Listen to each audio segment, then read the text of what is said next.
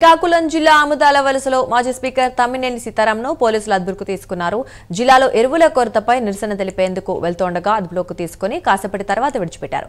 కూటమి ప్రభుత్వానికి రైతుల ఉసురు తగలక మానదన్నారు తమ్మినేని సీతారాం. రైతు కన్నీటి ఉసురులో ఉద్దండులైన పాలకులు కొట్టుకుపోయిన చరిత్ర ఉందని గుర్తు చేశారు.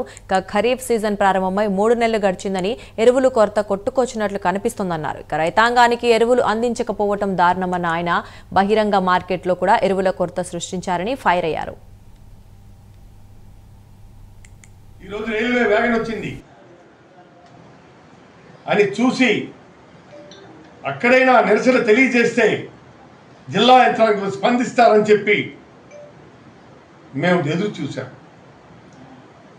కానీ ఈ పోలీసులు పహారా వల్ల మమ్మల్ని నిలవరించడం మూలంగా ఇవాళ ఆపగలిశారు.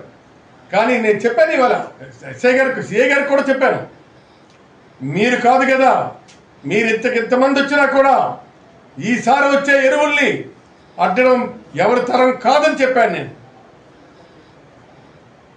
నేను చాలా స్పష్టంగా చెప్తున్నాను. ఇవాళ రైతులంటే ఎలా కనిపిస్తున్నారు? ఎర్రోళ్ళు అనుకుంటున్నారా? మీరు ఎర్రిబాగులో అనుకుంటున్నారా? రైతులు బురదలో బతికి బురదలోనే మెసిలి వాళ్ళు బురద పిసుకు బతుకుతున్నారని